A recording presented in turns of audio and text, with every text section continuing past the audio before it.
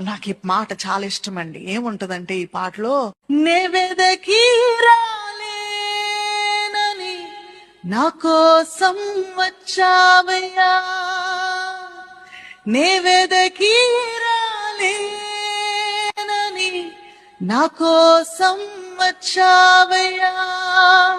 హల్లెలూయా. మనం వెదకి ఆయన దగ్గరికి వెళ్ళలేము. It's impossible. ఆలోచన చేయండి. అంధకారంలో ఉన్నవానికి ఏం తెలుస్తుంది ఏటీఎం ఉన్నాయో? అంధకారంలో ఉన్నవానికి వెలుగంటే ఎలా తెలుస్తుంది? ఎట్టి పరిస్థితుల్లో కూడా నీవు నేను పరిశుద్ధుడైన దేవుని యొద్దకు, నీతిమంతుడైన దేవుని యొద్దకు, దహించు అగ్ని అయిన దేవుని యొద్దకు ఎలా వెళతాము? It is impossible.